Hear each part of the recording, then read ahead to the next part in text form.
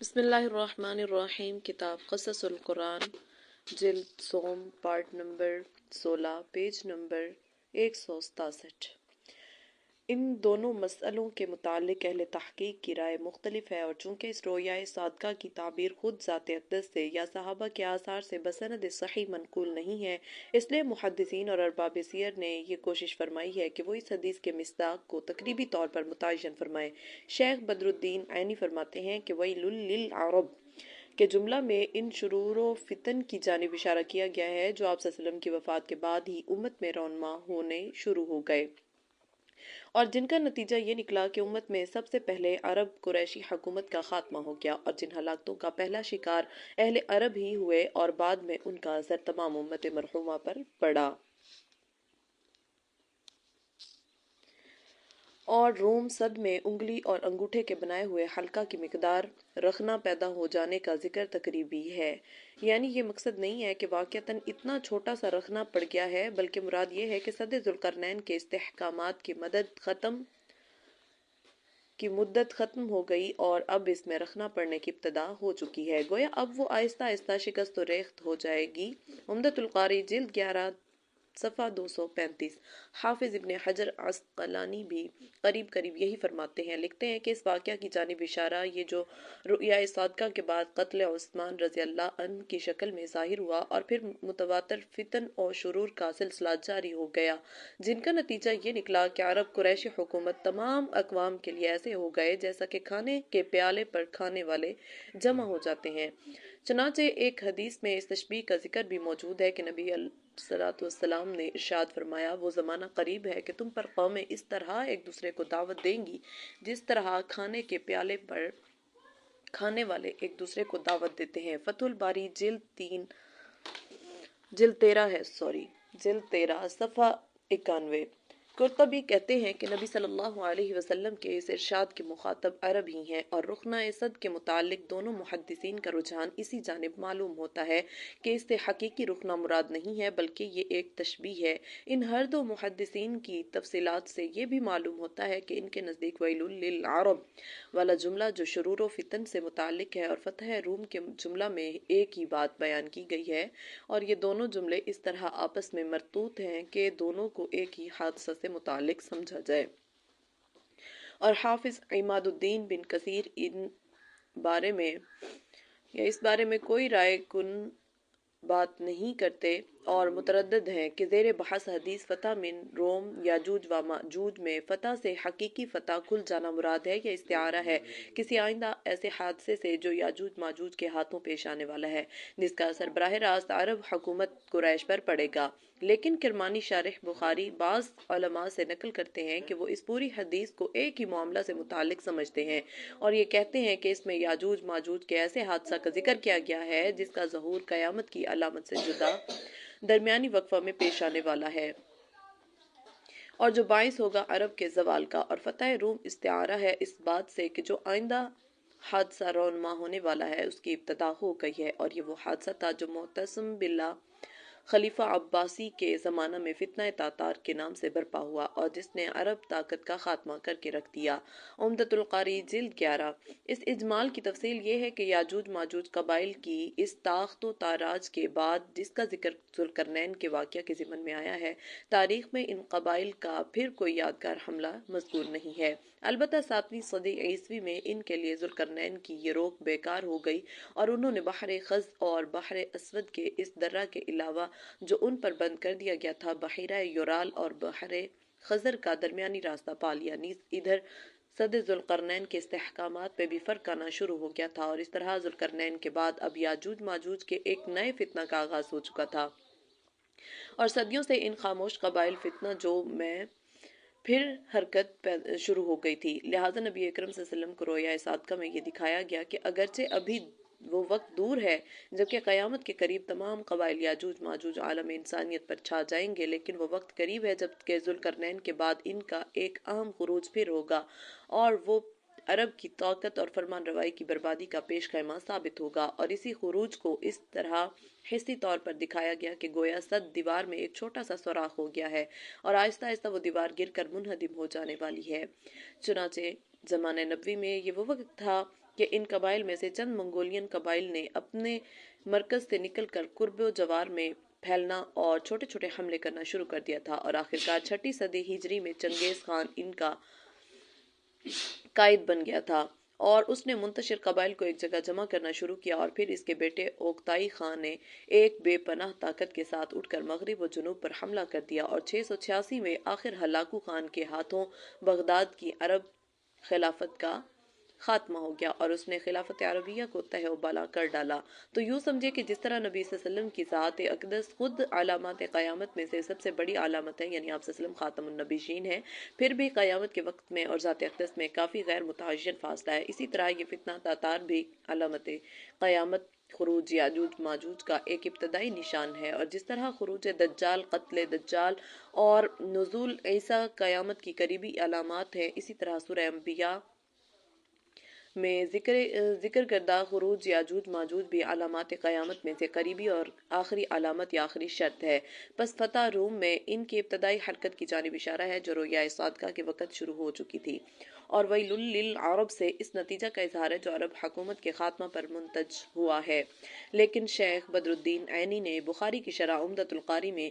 کرمانی کے بیان کردہ اس قول کی تردید کی ہے، جس کا حاصل یہ ہے کہ تاتاری فتنہ کا بانی چنگیز خان اور اس کا بیٹا ہلاکو خان تھا، اور ان کو یاجوج ماجوج سمجھنا صحیح نہیں ہے،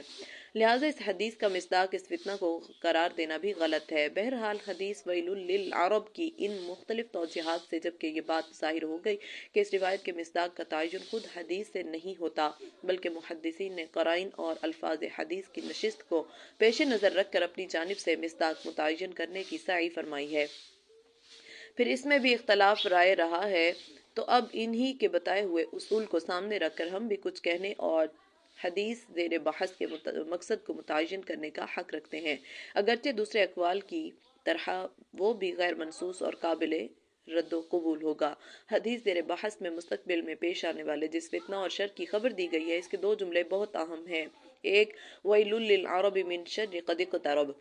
عرب کے لیے ہلاکت ہے اس شر سے جو بلا شبہ قریب آ لگا ہے، اور دوسرا فتح الیوم من رومی یاجوج و ماجوج و حلق سعین، آج کے دن یاجوج ماجوج کی صد سے انگوٹھے اور انگلی کے گول دائرہ کی مقدار میں کھول دیا گیا ہے، اور ان ہر 2 جملوں کے درمیان واو عطف بھی نہیں ہے، اور ان دونوں کے درمیان واو عطف بھی نہیں ہے، لہٰذا الفاظ حدیث پر کافی غور و خوض کے بعد یہ معلوم ہوتا ہے کہ حدیث میں مستورہ بالا ہر 2 اقوال کی گنجائش ہے، یعنی حدیث کا پہلا جملہ یہ بتا دیتا ہے کہ نبی صلی اللہ علیہ وسلم ایک ایسے اہم شر کی اطلاع دے رہے ہیں جس کا اثر یہ ہوگا کہ عرب کے لیے سخت ہلاکت کا سامنا ہوگا اور خلافت قریش زوال پذیر ہو جائے گی۔ دوسرا جملہ یا پہلے جملہ کی تائید میں پیش کیا گیا اور یہ بتایا جا رہا ہے کہ اس امت میں جو اہم فتنے برپا ہونے والے ہیں جن کا ابتدائی اثر عرب کی ہلاکت کی شکل میں ظاہر ہوگا، ان فتنوں کے رونما ہونے کے لیے حسی علامت اس طرح سامنے آ گئی ہے کہ یاجوج ماجوج پر بنائی ہوئی مستحکم صد ذوالقرنین میں رکھنا پڑنا شروع ہو گیا، اور اس کی شکست و ریخت ہونے لگی، گویا یہ رکھنا آئندہ اسلامی طاقت یا عرب طاقت میں جلد رکھنا بر جانے کے لیے ایک علامت ہے۔ چنانچہ یہ فتنہ حضرت عثمان رضی اللہ عنہ کی شہادت سے شروع ہو کر مختلف فتنوں کے بعد چند صدیوں میں قریشی حکومت کی ہلاکت و تباہی پر جا کر ٹھہرا، اور اس طرح حدیث کی پیش گوئی پر پورا اترا۔ بس اس شکل میں فتح روم آئندہ فتنوں اور شروں کے پیش آنے کی ایک علامت ہے جو امت اسلامیہ میں برپا ہو کر قریب قیامت میں موعود خروج یاجوج ماجوج پر جا کر ختم ہو جائیں گے، اور اس کے بعد دنیا کے درہم برہم ہو جانے سے قیامت ہو جائے گی۔ اچھا، یہاں پہ یہ حدیث میں جو لفظ آ رہا ہے یہ مجھے نہیں سمجھ آ رہا، نہ تو اس کا واو لکھا سمجھ آتا ہے نہ ہی یہ دال سمجھ آتا ہے، فتح ردم ہے یا فتح روم ہے، کیونکہ وہ انگوٹھے کی وہ کہہ رہے ہیں تو اس لیے رد کی جگہ روم مجھے فیل ہوا۔ یہ یوں کہیے کہ دوسرا جملہ پہلے جملہ کی صرف تائید ہی نہیں ہے بلکہ اس کی تفسیر ہے، اور پہلا جملہ در حقیقت نتیجہ اور ثمر ہے دوسرے جملہ کا، اور مطلب یہ ہے کہ عرب قریشی حکومت کی ہلاکت کا وقت آ پہنچا، گویا یاجوج ماجوج کا وہ بند جو ذوالقرنین نے بہت مستحکم بنایا تھا اس میں اب رکھنا پڑ گیا، اور مانا اس میں شکست و ریخت شروع ہو گئی، اور یہ تمہید ہے اس فتنہ کی جو اسی جانب سے اٹھے گا اور قریشی حکومت کا خاتمہ کر دے گا۔ بس اس تعبیر کے لحاظ سے تاتاری فتنہ کی وہ تاریخ سامنے لائی جائے گی جو گزشتہ صفحات میں پیش کی گئی ہے، اور جس میں بتایا گیا ہے کہ کس طرح حدیث کی بیان کردہ پیشگوئی کے مطابق اس فتنہ کی ابتدا دور رسالت سے شروع ہو گئی تھی، پھر کس طرح وہ خلیفہ عباسی مستعصم باللہ کے دور حکومت میں قریشی حکومت کے استحصال کا باعث ہوئی۔ بس اگر ان دو ون جملوں کے درمیان جو ربط اور تعلق ہے اس میں اس قدر وسعت تسلیم کر لی جائے کہ محدثین کی بتائی ہوئی توجیہ یعنی اہم شرور و فتن کا شیوع اور کرمانی کا بیان کردہ ایک قول کے مطابق توجیہ یعنی فتنہ تاتار کا وجود ان دونوں توجیہات کو حاوی ہو سکے، تو ایسا تسلیم کر لینے میں نہ شرعی قباحت لازم آتی ہے اور نہ تاریخی اور زیر بحث حدیث کا مصداق بہت زیادہ فہم کے قریب آ جاتا ہے۔ رہا شیخ بدر الدین کا یہ ارشاد کہ چنگیز خانی تاتاری یاجوج ماجوج نہیں کہلائے جا سکتے، تو یہ شیخ کا تسامح ہے، اس لیے کہ یاجوج ماجوج کا تعین کی بحث میں محققین و محدثین مورخین نے جن قبائل اور ان کے مواطن کو محقق قرار دیا ہے اور خود شیخ موصوف نے بھی جن کو بڑی حد تک تسلیم فرمایا ہے، انہی قبائل میں سے ایک شاخ ان تاتاریوں کی بھی ہے جو چنگیز خانی کہلائے، اور یہ اپنے دور بربریت و وحشت میں انہی جگہوں میں آباد رہے ہیں اور وہیں سے ان کا خروج ہوا ہے جن پر سد ذوالقرنین قائم کی گئی تھی۔ بہرحال سورہ کہف اور سورہ انبیاء کی زیر بحث آیات کی اس تفسیر کے درمیان جو ہم نے حضرت علامہ انور شاہ اور حافظ حدیث عماد الدین ابن کثیر کے حوالہ جات سے بیان کی ہے، اور اس حدیث کی پیشگوئی کے مصداق متعین کرنے والی مستعارہ بالا توجیہات کے درمیان کسی قسم کا بھی تعارض پیدا نہیں ہوتا، اور زیر بحث آیات و روایات کے مصداق اپنی اپنی جگہ صاف اور واضح ہو جاتے ہیں، اور ایسا کرنے میں نہ رقیق تعویلات کا سہارا لینے کی ضرورت پیش آتی ہے اور نہ ایک لمحہ کے لیے بھی اس کو تفسیر بالرائے یا قابل اعتراض جدت کہا جا سکتا ہے، بلکہ یہ جو کچھ بھی ہے سلف صالحین اور محدثین و ارباب سیر کے مختلف اقوال میں ترجیح راجح کے اصول کو کارفرما بنا کر ایک ایسی معتدل راہ ہے جو نصوص قرآنی اور صحیح روایات حدیثی کے درمیان تطبیق کی راہ کہلائی جاتی ہے اور سلفا ان خلف مقبول و محمود رہی ہے۔ اس ضمن میں یہ بات بھی پیش نظر رہنا ضروری ہے کہ حدیث مستعارہ بالا میں حلقہ کی مقدار بڑھ جانے کا جو تذکرہ ہے، اس کے متعلق محدثین کی یہ رائے ہے کہ استعارہ تشبیہ مراد ہو یا حصی رخنہ، بہر صورت حلقہ کی مقدار رکھنا کا ذکر تقربی ہے نہ کہ تحدیدی، یعنی یہی مطلب ہے کہ صد میں رکھنا پڑنا شروع ہو گیا، یہ مراد نہیں ہے کہ واقعی ایک حلقہ کی مقدار ہی رکھنا پڑا ہے۔ چنانچہ گزشتہ صفحات میں ہم ابن کثیر سے اس سلسلہ میں نقول پیش کر چکے ہیں۔ اس سلسلہ میں مولانا ابوالکلام آزاد نے ترجمان القرآن میں اور بعض دوسرے علماء نے کتب سیرت میں اس امر کی کوشش کی ہے کہ سورہ انبیاء کی ان آیات کا مصداق جن میں یاجوج ماجوج کے موعود خروج کا ذکر کیا گیا ہے، حتی اذا فتحت یاجوج وماجوج وہم من کل حدب ینسلون، فتنہ تاتار کو بنا کر یہی قصہ ختم کر دیں اور اس کا امارت ساعت و علامت قیامت سے کوئی تعلق باقی نہ رہنے دیں۔ مگر ہمارے نزدیک قرآن عزیز کا سیاق و سباق ان کی اس تفسیر یا توجیہ کا قطعاً اباء و انکار کرتا ہے، اور یہ اس لیے کہ سورہ انبیاء میں اس واقعہ کو جس ترتیب سے بیان کیا ہے وہ یہ ہے وَحَرَامٌ عَلَىٰ قَرْيَةٍ أَهْلَكْنَاهَا أَنَّهُمْ لَا يَرْجِعُونَ حَتَّىٰ إِذَا فُتِحَتْ يَأْجُوجُ وَمَأْجُوجُ وَهُم مِّن كُلِّ حَدَبٍ يَنسِلُونَ وَاقْتَرَبَ الْوَعْدُ الْحَقُّ فَإِذَا هِيَ شَاخِصَةٌ أَبْصَارُ الَّذِينَ كَفَرُوا يَا وَيْلَنَا قَدْ كُنَّا فِي غَفْلَةٍ مِّنْ هَٰذَا بَلْ كُنَّا ظَالِمِينَ۔ انبیاء 95 اور مقرر ہو چکا ہے ہر ایک بستی پر کہ جس کو ہم نے ہلاک کر دیا ہے کہ اس کے بسنے والے واپس نہ ہوں گے یہاں تک کہ کھول دیے جائیں گے یاجوج ماجوج، اور وہ ہر بلندی سے دوڑتے ہوئے امنڈ پڑیں اور قریب آ جائے سچا وعدہ، پھر اس وقت حیرانی سے کھلی کی کھلی رہ جائیں آنکھیں منکروں کی اور کہیں ہائے ہماری بدبختی کہ ہم بے خبر رہے اس قیامت سے، بلکہ ہم ظلم و شرارت میں سرشار رہے۔ ان آیات میں آیات زیر بحثی حتی اذا فتحت الآیہ سے پہلی آیت میں یہ بیان کیا جا رہا ہے کہ مرنے والوں کی موت کے بعد اب ان کے لیے اس دنیا میں دوبارہ ہی زندگی نہیں ہے، اور آیت زیر بحث میں یہ کہا گیا ہے کہ موت کے بعد دوبارہ زندگی کا وقت جن علامت و آیات کے ساتھ جوڑ دیا گیا ہے یا جن پر معلق کیا گیا ہے وہ یہ ہے کہ یاجوج ماجوج کے تمام قبائل اپنی پوری طاقت کے ساتھ بیک وقت اپنے مراکز سے نکل کر تیزی سے تمام دنیا پر چھا جائیں، اور اس سے متصل آیت میں مزید یہ کہا گیا ہے کہ پھر اس کے بعد قیامت برپا ہو جائے گی اور تمام شخص اپنی زندگی کے نیک و بد انجام دیکھنے کے لیے میدان حشر میں جمع ہو جائیں گے اور ناکام اپنی ناکامی پر حسرت و یاس کرتے رہ جائیں گے۔ بس آیت زیر بحث کے سیاق و سباق نے یہ بات بخوبی واضح کر دی کہ اس مقام پر یاجوج ماجوج کے ایک ایسے خراج کی اطلاع دی گئی ہے جس کے بعد شرور و فتن کا کوئی سلسلہ بلکہ دنیا کی ہستی کا کوئی سلسلہ باقی نہیں رہ جائے گا اور صرف قیامت برپا ہو جائے یعنی نفخ صور کی دیر باقی رہ جائے گی جو اس واقعہ کی تکمیل کے بعد عمل میں آ جائے گی۔ لہٰذا آیت کے سیاق و سباق سے قطع نظر کرتے ہوئے اور حدیث ویل للعرب من شر قد اقترب کا مصداق فتنہ تاتار کو متعین کرتے ہوئے سورہ انبیاء کی آیت و آخری علامت ساعت سے نکال کر فتنہ تاتار پر محمول کر لینا ہرگز صحیح نہیں ہو سکتا، نیز جمہور سلف صالحین کی مسلمہ توجیہ کے قطعاً خلاف ہے۔ ممکن ہے کہ اس میں توجیہ کے ناقلین و قائلین ہمارے اس اعتراض کو ہم ہی پر پلٹ دیں اور یہ فرمائیں کہ اس طرح سورہ کہف میں بھی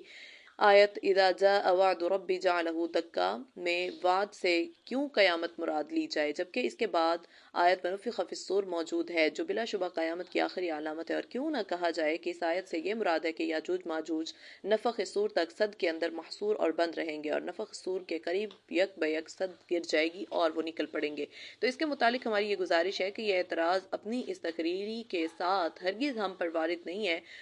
اس لیے کہ سورہ کہف کی آیات میں سب سے پہلے یسألونک عن ذی القرنین سے شروع کر کے کان وعد ربی حقا تک ذوالقرنین کا واقعہ بیان کیا گیا ہے، یعنی آیت فَإِذَا جَاءَ وَعْدُ رَبِّي جَعَلَهُ دَكَّا میں ذوالقرنین کا مقولہ نقل کیا گیا ہے۔ اللہ تعالیٰ کا اپنا ارشاد نہیں ہے، اس لیے یہاں وعد سے وعدہ قیامت مراد نہیں ہے بلکہ کسی تعمیر کی تخریب کا مقدور معین وقت مراد ہے، جس کی تعیین کو ذوالقرنین نے اپنی جانب سے تخمینی طور پر متعین کرنے کے بجائے مرد مومن اور مرد صالح کی طرح خدا کی مرضی کے حوالے کر دیا ہے، اور چونکہ ذوالقرنین کے واقعہ میں ضمنی طور سے یاجوج ماجوج کا بھی ذکر آ گیا تھا، اس لیے اس کے خاتمہ پر اگلی آیت میں اللہ تعالیٰ نے بھی یاجوج ماجوج کا مختصر ذکر فرمایا، اور آیت وَتَرَكْنَا بَعْضَهُمْ يَوْمَئِذٍ يَمُوجُ فِي الْأَغْصُورِ تک میں یہ بیان کیا کہ جن یاجوج ماجوج کا ذکر تم نے ابھی ذوالقرنین کے واقعہ میں سنا، ان کو ہم نے شر اور فتنہ کی اس زندگی میں اس طرح کر چھوڑا ہے کہ وہ برابر فساد اور چپکلش باہمی میں مصروف رہیں،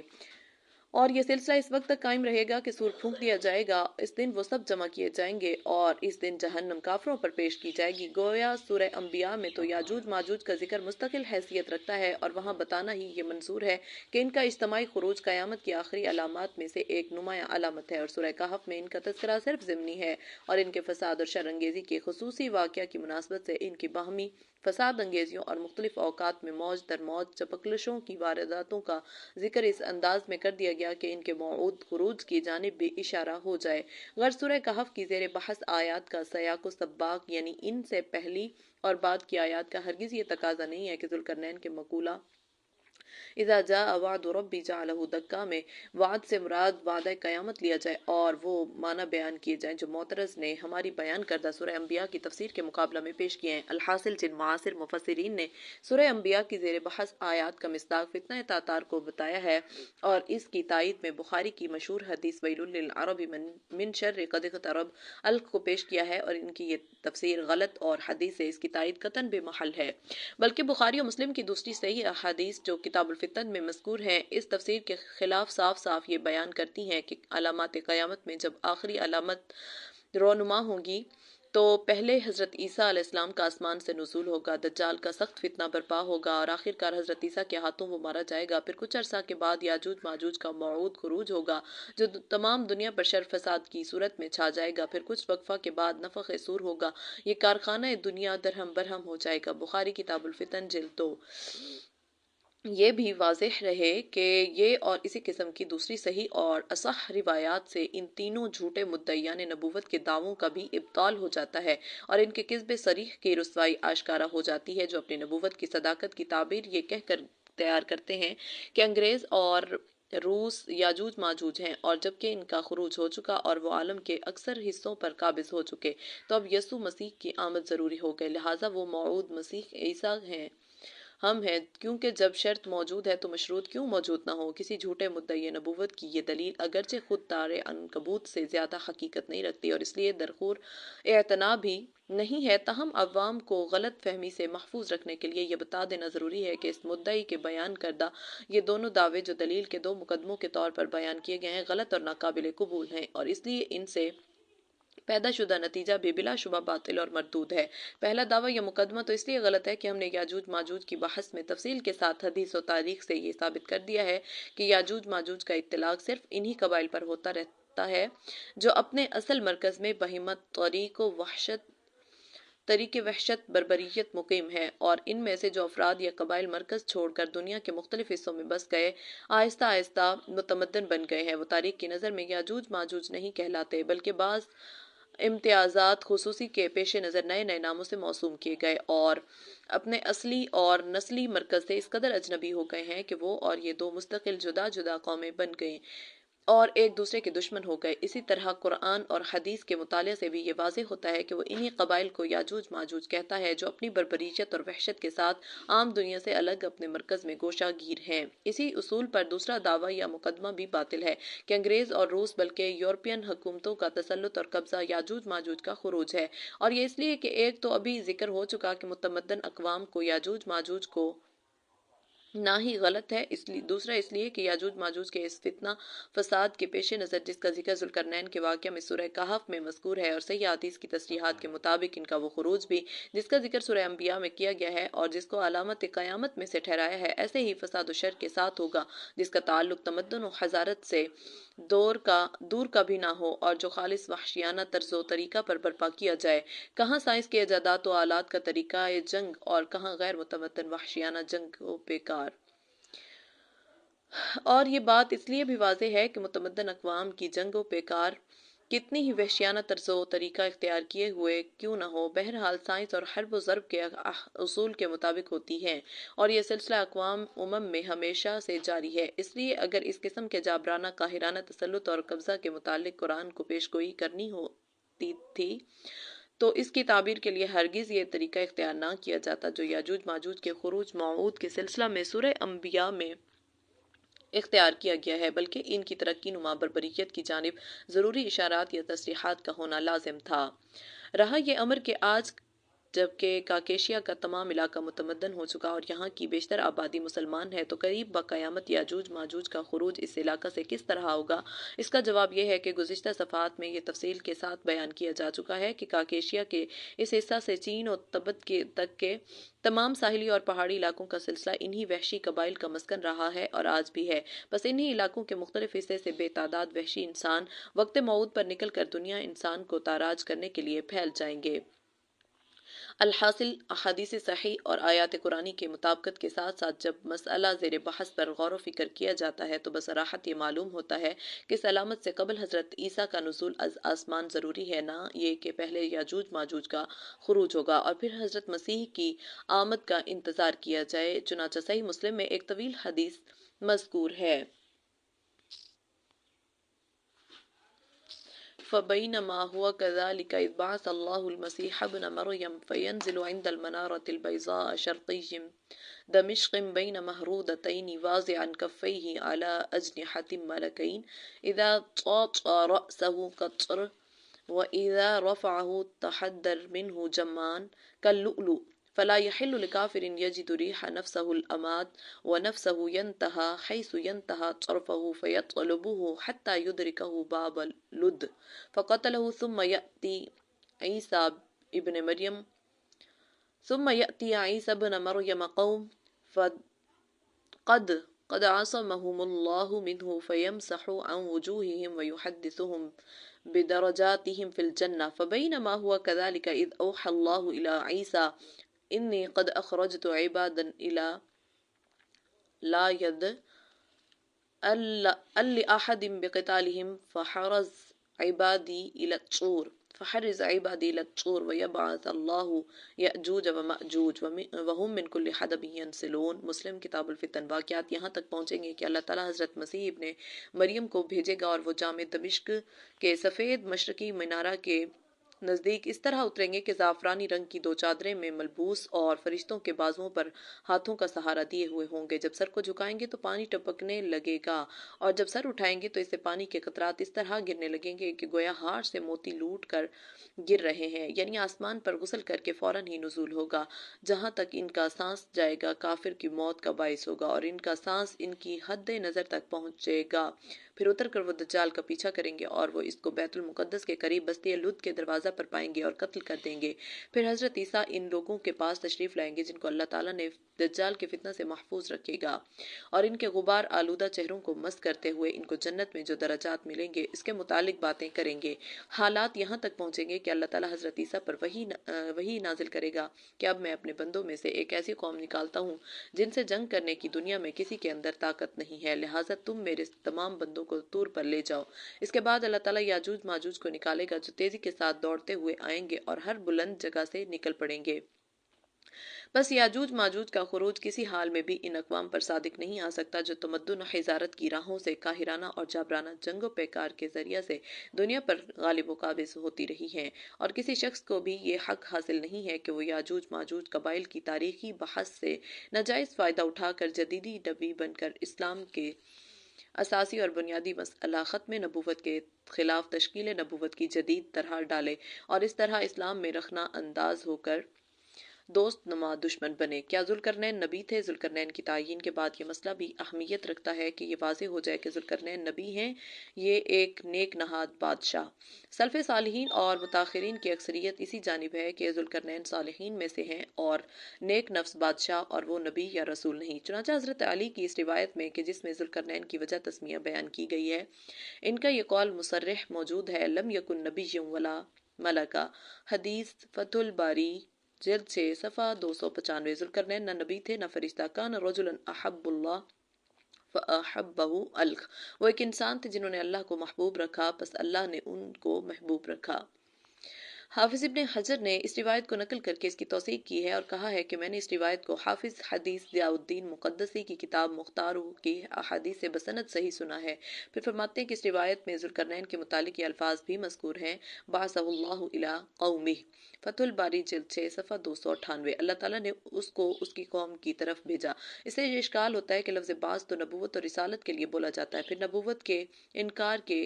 क्या माना? इसके बाद खुद ही ये जवाब दे दिया है कि बास यहाँ अपने आम माना में है जो नबी और गैर नबी दोनों के लिए बोला जा सकता है। इसके बाद तहरीर फरमाते हैं, वक़ील कान मिनल मुलूकी व अलैहिल अक्सर फथा, और ये भी कहा गया है कि वो बादशाहों में से एक बादशाह था और अक्सर की यही राय है। हज़रत अली के अलावा हज़रत अब्दुल्ला इब्न अब्बास का भी यही मसलक है कि जुल्करनैन नबी ना थे बल्कि एक नेक और सालेह बादशाह थे। अन इब्न अब्बास क़ाल कान ज़ुल्क़रनैन मलकन सालिहा रज़ियल्लाहु अमलुहु वस्ना अलैहि फ़ी किताबिही व कान मंसूरा। बदाया व निहाया जिल्द 2 सफ़ा 113। हज़रत अब्दुल्ला इब्न अब्बास फरमाते हैं कि ज़ुल्करनैन नेक और सालेह बादशाह था। अल्लाह ताला ने उसके आमाल को पसंद फरमाया और अपनी किताब कुरान में उसकी तारीफ़ फरमाई और वो फ़ातिह कामरान कामयाब बादशाह था। इस तरह हज़रत अबू हुरैरा ज़ुल्करनैन को सालिहीन में से मानते थे। तारीख़ इब्न कसीर जिल्द 7 सफ़ा 102। अलबत्ता हज़रत आमिर बिन आस की जानिब ये निस्बत की जाती है कि वह ज़ुल्करनैन को नबी मानते थे। हम मुजाहिद अन अब्दुल्लाह इब्न अमर क़ाल कान ज़ुल्करनैन नबिय्या फतह जिल्द 6 सफ़ा 265। अब्दुल्ला इब्न अमर बिन आस फरमाते हैं कि ज़ुल्करनैन नबी थे। हाफिज इब्न हजर इस रिवायत को नकल करने के बाद फरमाते हैं कि कुरान का ज़ाहिर यही बताता है। फतह जिल्द 6 सफ़ा 197। मगर इन तमाम अक़वाल को नकल करने के बाद फैसला कुछ नहीं देते, लेकिन हाफिज इमादुद्दीन इब्न कसीर इन अक़वाल को नकल करने के साथ साथ अपना फैसला ये देते हैं, वस्सहीहु अन्नहु काना मलकम मिन मुलूकिल आदिलीन। फतह जिल्द 6 सफ़ा 295। और सही ये है कि ज़ुल्करनैन आदिल बादशाहों में से था। हज़रत उस्ताद अल्लामा मोहम्मद अनवर शाह नवर अल्लाह मरकदू की तहकीक भी यही है। चुनांचे अक़ीदतुल इस्लाम में तहरीर फरमाते हैं, बल मलकुन आखरुम मिनस सालिहीन मुंतहा नसबुहु इलल अरबिस सामियीन अल ऊलईन, कि वो एक और नेक بادشاہوں میں سے تھا اور اس کا نسب قدیم سامیوں پر پہنچتا ہے۔ بس ان نقول کے پیش نظر مولانا آزاد کا یہ فرمانا تو صحابہ و سلف سے جو تفسیر منقول ہے وہ یہی ہے کہ ذوالقرنین نبی تھا۔ ترجمان القرآن جلد 2 صفحہ 420 اپنے عموم کے اعتبار سے صحیح نہیں ہے، کیونکہ بیشتر سلف صالحین ذوالقرنین کی نبوت کے قائل نہیں ہیں، بلکہ ان کو ایک بادشاہ کی حیثیت میں تسلیم کرتے ہیں۔ البتہ بعض سلف کی رائے میں وہ نبی تھے۔ اسی طرح متاخرین میں ابن کثیر کے متعلق یہ کہنا بھی غلط فہمی پر مبنی ہے کہ وہ ذوالقرنین کے نبی ہونے کی تائید میں ہے، اس لیے کہ سطور بالا میں ابن کثیر سے جو کچھ منقول ہے وہ قطعاً اس کے خلاف ہے۔ معلوم ایسا ہوتا ہے کہ ابن کثیر نے اپنی تاریخ میں اس مسئلہ پر بحث کرتے ہوئے ذوالقرنین اور خضر کا جو ایک جگہ ساتھ ساتھ ذکر کیا ہے، اس میں خضر کی نبوت کی توثیق فرمائی ہے، تو اس جگہ شاید ضمائر کے مرجع میں مولانا موصوف کو مغالطہ ہو گیا ہے۔ چنانچہ ابن کثیر تحریر فرماتے ہیں فَإِنَّ الْأَوَّلُ كَانَ عَبْدًا مُؤْمِنًا صَالِحًا وَمَلَكًا عَادِلًا وَكَانَ وَزِيرُهُ الْخِضْرُ وَقَدْ كَانَ نَبِيًّا عَلَى مَا قَرَّرْنَاهُ قَبْلَ هَذَا۔ تاریخ ابن کثیر جلد 2 صفحہ 1-2۔ اس لیے کہ اول یعنی ذوالقرنین ایک عبد مومن اور صالح تھا اور عادل بادشاہ، اور اس کے وزیر خضر تھے، اور وہ خضر اس تحقیق کے مطابق جو ہم سابق میں بیان کر چکے ہیں بے شک نبی تھے۔